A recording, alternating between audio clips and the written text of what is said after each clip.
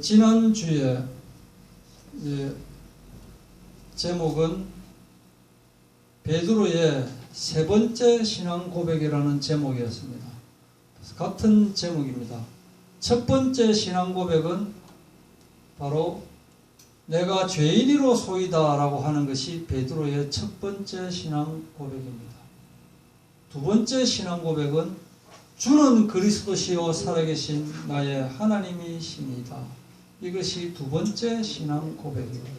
세 번째 신앙 고백은 무엇이냐? 내가 주님을 사랑하는 줄 주님께서 아시나이다 라고 하는 것이 베드로의 세 번째 신앙 고백입니다. 이것을 말씀하면서 지난주에 성경 해석의 오류에 대해서 먼저 말씀을 드렸습니다. 그래서 회개의 개념이라든지 또 발 씻는 그 개념이라든지 뭐 이런 것들이 좀 다르다라고 하는 그 말씀을 드렸었는데, 그때 사람들이, 목사님들이 자기적으로 자기의 생각으로 어떠한 내용들을 실제하고 다른, 이것은 뭐냐면 예를 들어서 어떤 시를 썼을 때 또는 소설가가 소설을 썼을 때 소설을 쓴 사람이나 그 시를 쓴 시인은 생각하지도 않았던 것을 가지고 국어 문제에 나옵니다. 국어 문제에 뭐라고 나오느냐면은 작가가 이 시에 대해서 뭐 감정이입 또는 뭐 의인법 또는 뭐 의성어 뭐 이런 그 국어 문법 있잖아요.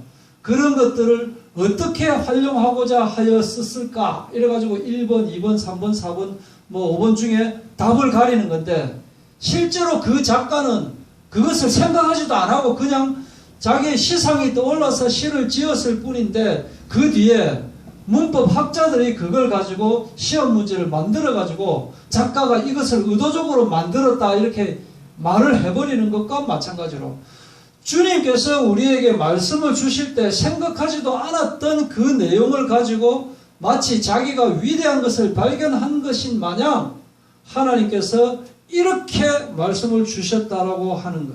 그 중에서 가장 못마땅한 것이 뭐냐면은 주님께서 성령으로 나에게 말씀을 해 주셔서 내가 이 부분을 깨달았다라고 하는데, 듣고 보면 이게 개판 설교가 되어버린다.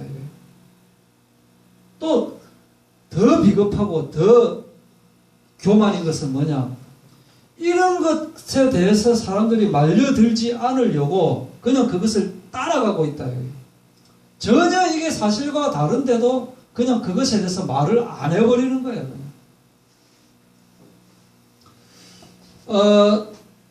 우리가 설교를 할 때 이런 설교 하잖아요. 예배에 예를 들어서 맨날 늦게 오고 또 늦게 와서는 떠들고 자기 자랑하고 그러면서 술, 담배 안 끊고 그런 성도가 예를 들어서 있다 칩시다. 그런 성도가 있는데 목사님이 설교를 하시면서 그렇지만은 우리는 주님의 사랑을 가지고 이런 성도들을 사랑해야 되겠습니다. 아멘 하면 성도들은 아멘하고 대답을 합니다. 그래도 우리는 이런 성도를 사랑합니까? 라고 하면은 예, 사랑할 수 있습니까? 라고 하면 사랑합니다 라고 대답을 한다 이거예요.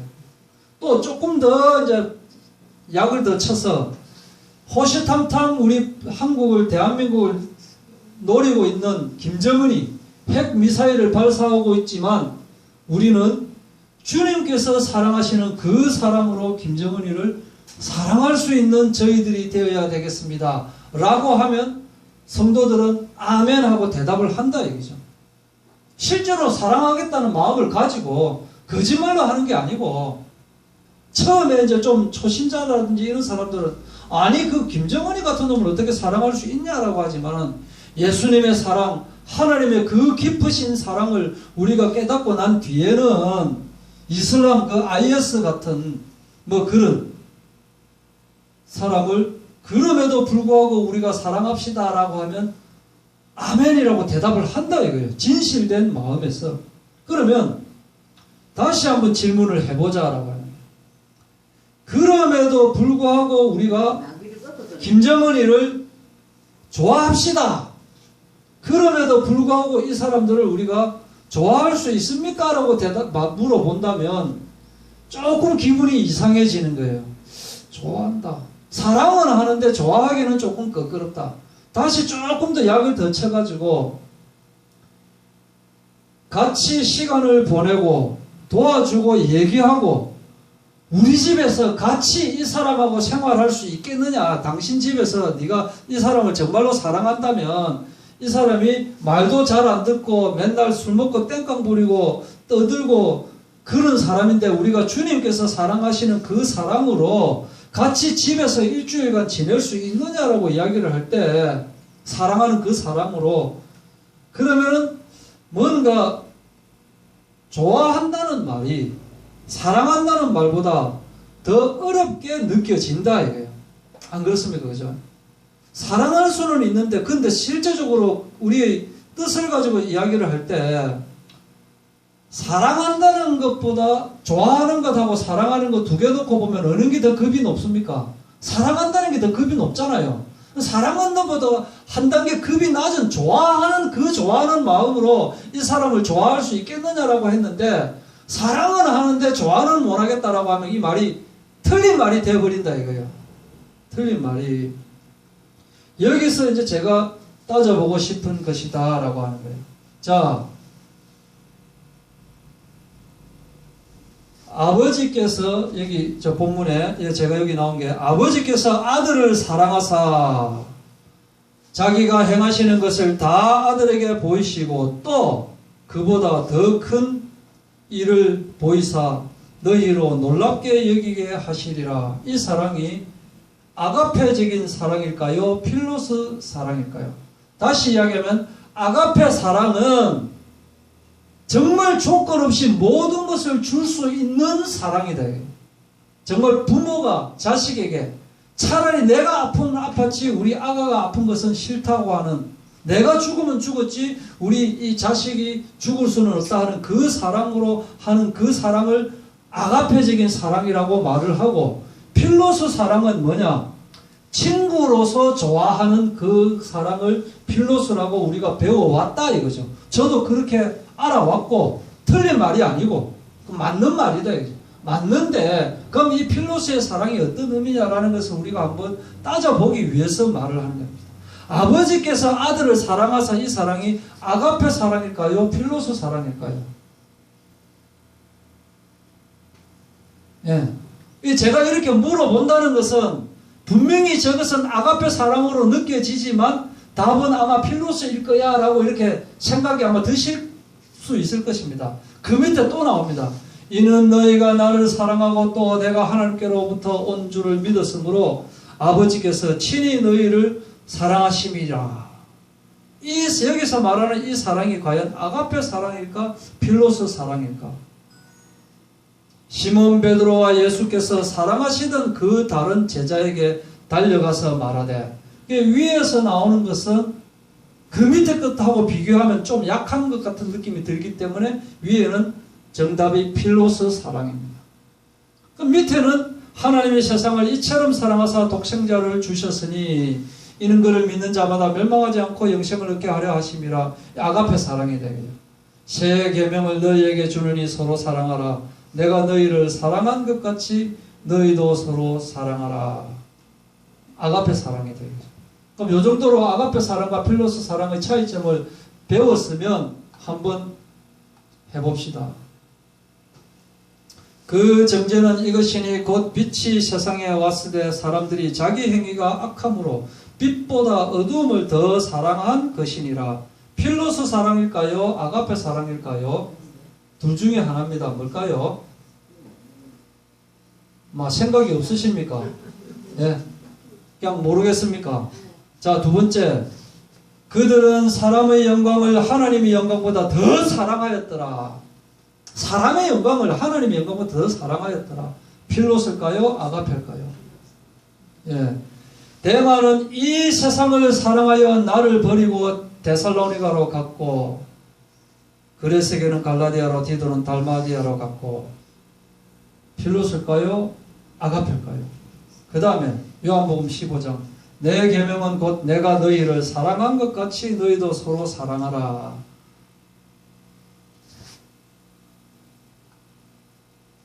위의 세 개는 아가페 사랑입니다. 밑에 하나는 필로소 사랑입니다. 저도 잘 모릅니다. 그냥 전문가가 그렇게 히브리어 갖고 이렇게 해놓은 겁니다. 그러면 지금까지 우리가 알고 있는 필로소 사랑의 개념과 아가페 사랑의 개념이 헷갈린다. 결론은 뭐냐? 보통 이 베드로가 사랑한다고, 요한의 아들 시몬아 너가 나를 사랑하느냐라고 물었을 때 그 사랑은 아가페 사랑으로 물었는데, 베드로는 대답할 때 내가 주님을 사랑하는 줄 주님께서 아시나이다라고 할 때는 필로스로 대답했다. 그래서 베드로는 약하다. 베드로는 아직 정신 못 차렸다. 베드로는 아직 신앙이 덜 됐다. 아직 깨어나지 못했다라고 이야기를 하는데 그게 아니다. 베드로는 어떤 마음으로 대답을 했느냐? 예수님을 진정한 친구로서 함께 있고 싶은 그 마음으로 사랑한다. 급이 낮은 게 아니고, 예수님은 물론 물을 때 뭐냐? 아가페적으로 물은 건 맞습니다.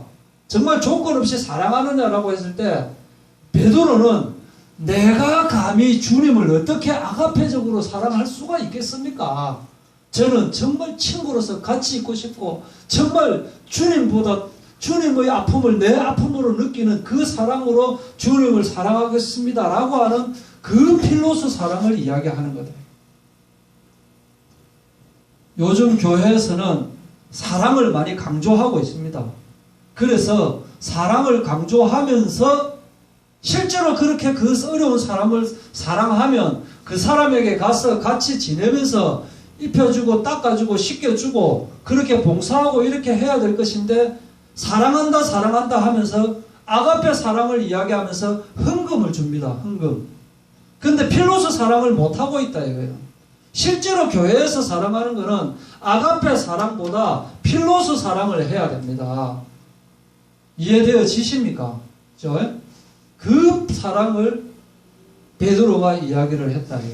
베드로가 말하는 사랑. 어째 보면은 아가페 사랑보다 더 필로스 사랑이 더 우리가 와닿는 신앙이 되어져야 되는 거예요. 그걸 갖고 급이 낮다라고 이렇게 이야기하는 것은 그건 잘 모른다. 따져봐야 된다. 따져봐야. 아파트가 그 근린 체육 시설을 반드시 유지해야 되기 때문에 아무도 테니스를 안 치거나 테니스 친 사람이 고작 10명 정도밖에 안 되고 세대는 850세대 정도 되기 때문에 이 아파트 테니스장을 주차장으로 만듭시다라고 할 때, 지금 그것은 법적으로 안 된답니다라고 하면, 안 됩니까? 에이, 되면 좋을 건데, 안 된다. 그렇게 다 사람들이 넘어가 버리는 거예요. 아무도 알아보지를 안 한다. 알아보지를 안 한다.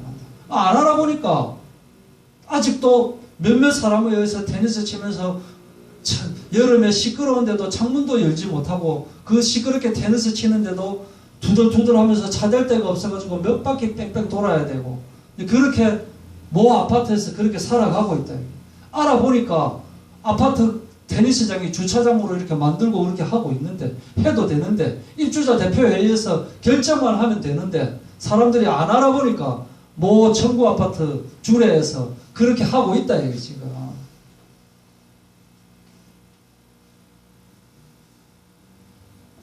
그래서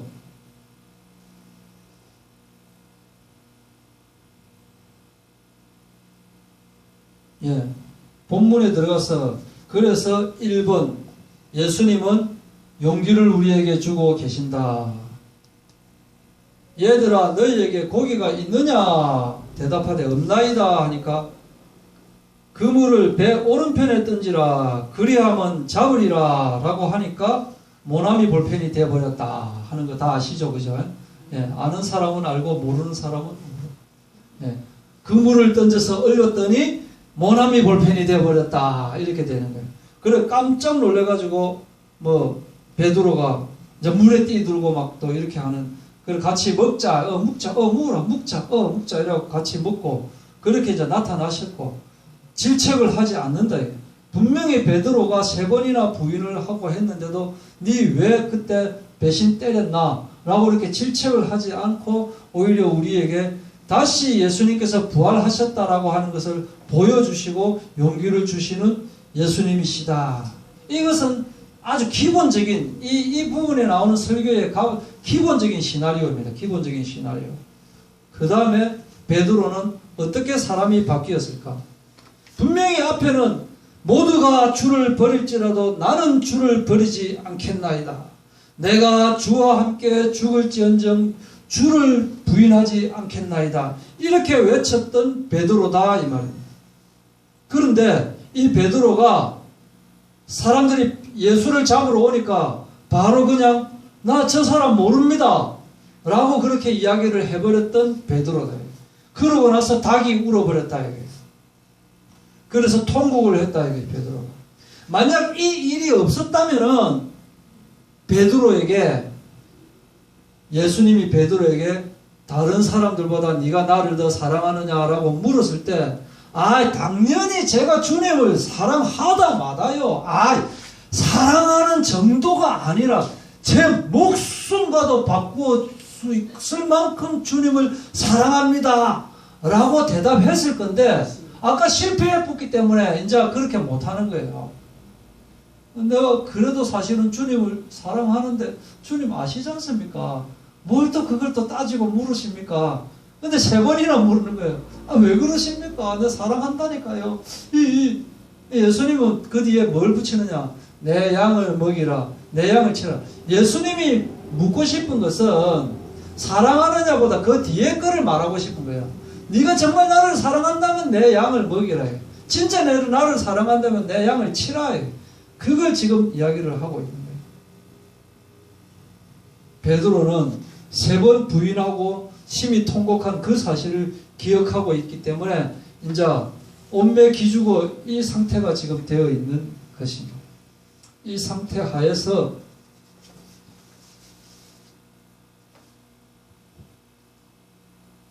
베드로의 고백이 뭐냐? 주님께서 나를 알고 계신다. 그래서 우리는 이 베드로의 이 고백이 내가 죄인으로소이다라고 하는 이 고백이 정말 중요한 고백이에요. 내가 죄인입니다라고 하는 그것을 못 깨달으면 지금까지 예수님이 하신 말씀이나 예수님의 사역이나 따라다닌 베드로 이것은 다 헛방인데 제일 처음에 베드로가 내가 죄인이라는 것을 먼저 깨달았다. 주님이 아니면 나는 정말 죽어야만 되는 그런 죄인인데 주님께서 내가 죄인이기 때문에 주님께서 나를 살려주십시오 하는 그 마음이 됐고 그 다음에 주님이 살아계신 하나님의 아들이시고 그리스도라는 사실을 깨달은 것이고 그리고 내 모든 것을 내가 사랑하는 것뿐만 아니라 내가 본의 아니게 그렇게 정말 예수님을 배신한 것까지 주님께서 다 아시지 않습니까? 라고 하는.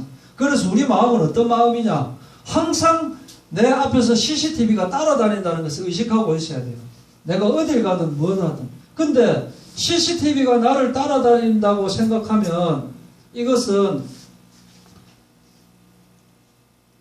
그에 대해서 조금 이제 부담스럽다.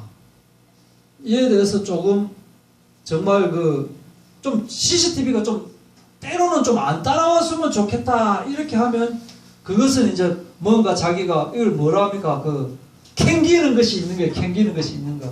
그러나 우리는 정말로 감사하다. 내가 어디에 있든지 간에 주님께서 나를 계속 보고 계시고 불꽃 같은 눈동자로 내가 어디에 있든지 간에 내 그 껍데기뿐만 아니라 내 속마음까지 보고 계신다라는 것을 생각할 때 정말 친밀하신 예수님, 정말 감사하신 예수님 이렇게 되어져야 된다 이겁니다. 하나님은 우리 마음보다 크시고 모든 것을 아시기 때문입니다. 요한일서 3장 20절, 전도서 9장 1절 모두 다 하나님의 손안에 있다라는 것을 우리가 의식을 하고 살아야 된다 하는 말. 이것이 나의 고백이 되어야 된다. 베드로가 나는 죄인으로소이다라고 한 그 고백이 나의 고백이 되어야 되고 주는 그리스도시여 살아계신 나의 하나님이시니다라고 하는 그 고백이 나의 고백이 되어야 되는 것이고 내가 주님을 사랑하는 줄 주님께서 아십니다라고 하는 이 고백이 나의 고백이 되어져야 된다 하는 것입니다. 이때 주님께서는 나에게 내 양을 먹이라 라고 말씀을 하십니다. 내 양을 먹이라 라고 하는 이 말씀은 바로 처음으로 돌아가 버립니다. 마태복음 4장 19절에 예수님께서 이때 베드로를 만났을 때가 사실은 첫 번째 만남이 아니고 몇 번째? 두 번째 만남이다라고 했죠. 두 번째 만남 때 딱 말씀하시고 나를 따라오너라 내가 너희를 사람을 낚는 어부가 되게 하리라. 그러니까 예수님께서는 처음부터 제자들을 부른 그 이유가 바로 사람을 낚는 어부 또 양을 먹이게 하는 그 제자로서 처음부터 부르신 것입니다. 그래서 참 모든 것을 보여주시고 또 말씀을 하시고 한 것이 처음부터 끝까지 이 목적 때문입니다. 이 목적 때문에. 그런데 이렇게 이 마음을 가지고 있는 이 베드로한테 누가 베드로를 탓할 수 있느냐 이 말이에요. 안 되니까 다시 찾아오신, 인간으로서는 안 되거든요. 인간으로서는 안 되기 때문에 예수님께서 다시 찾아오신 거다. 우리는 가끔씩 자꾸 예수님의 일을 하려고는 하는데 예수님을 제쳐놓고 예수님의 일을 해버린 거예요. 예수님의 일을 한다는데 예수님을 제쳐놓고 예수님을 일을 하니 그건 예수님의 일이 아니고 자기의 일이 되어버리는 거예요. 자기의 일을 하면서 예수님의 일을 하는 것이라고 말을 하게 되는 거예요. 지금 사람들이 교회에 너무나 많은 베드로 같은 성도들이 많이 있대요. 다시 말해서 베드로보다 못한 성도들, 베드로보다 못한 목회자들도 많이 있대요. 달면 삼키고 쓰면 뱉는 그런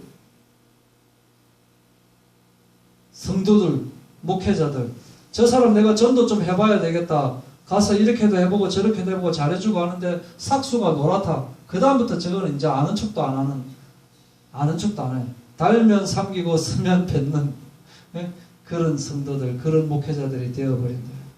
우리는 그렇게 하지 말자. 그렇게 하지 말자. 사랑의 의미, 아가페적인 사랑이 오히려 좀 멀게 느껴집니다. 필로소 사랑이 더 가까운 사랑이에요. 필로소 사랑과 아가페 사랑을 같이 가지고 있는 우리가 되어져야 된다라고 하는 말씀입니다. 이렇게 하고 또 이제 그 아까 1번하고 같이 이제 연결되는 이 부분을 설교할 때 항상 시나리오로 따라다니는 것이 이제 질책하지 않으신다. 예수님은 끝까지 질책하지 않으신다. 이렇게 이제 나오고 있는 겁니다. 그래서 정말 우리에게 우리를 치유하여 주시고 또 우리를 회복시켜 주시고 또 우리에게 사명을 주신다. 예. 이것이 뭐 제가 주님의 성령으로 받아가지고 깨달아가지고 치유하여 주시고 회복하여 주시고 사명을 주신다라고 하는 것을 제가 깨달았다라는 게 아닙니다. 이게 이 세상에 있는 설교입니다. 그냥 웬만한 설교 다 이거 하는 설교입니다. 이렇게만 설교하면은 자극적이지도 않고 새롭지도 않기 때문에 자꾸 지어내서 사람들이 설교하려고 하기 때문에 개판 설교가 되는데 저는 개판 설교 안 하고 박판 설교를 한다. 박판 설교. 예. 이로써 이렇게 이제 말씀을 하실 때 제일 중요한 것이 하나 있습니다. 중요한 게 하나 있어요. 이게 이제 사명을 주시거든요. 예, 질책하지 않으시고 그 다음에 이제 사명을 주시지 않습니까? 사명을 주시면서 내가 진실로 내게 이르는 이 베드로한테 하는 말입니다. 베드로야, 네가 옛날에는 이제 네 하고 싶은 대로 살았지만은 이제 네 인생 종쳤다. 니는 이제 네 가고 싶은 대로 못 가고 네 먹고 싶은 대로 못 가고 이제 질질 끌리다닌다 이 말이에요. 이게 베드로는 이제 인생 맛이 갔다. 이게 뭐냐면 굉장히 좋은 말인데 안 좋게 표현하는 게 뭐냐면 십자가를 지고 가는 인생이 되어버렸다 이 말이에요. 베드로에게 미리 말씀을 하시니 그래서 베드로는 이때부터 이제 고난을 받게 되는 거예요. 고난을 받게 되고 그러면서 예수님은 이제 승천하십니다. 이제 예수님은 없습니다. 부활하셨다가 다시 없습니다. 분명히 없죠. 그죠? 없는데 하시는 말씀이 뭐냐면은 나를 따르라 라고 말씀하시잖아요. 안 계신데 나를 따르라. 이게 뭐냐? 죽었는데 뭘 따르란 말이냐? 가셨는데 뭘 따르란 말이냐? 요게 이제 육신적인 관점이고, 영적인 관점으로 볼 때는 성령을 따르라, 말씀을 따르라, 임마누엘을 누려라 이 말이에요. 승천하고 안 계시는데 뭐냐? 그 뜻이 아니다.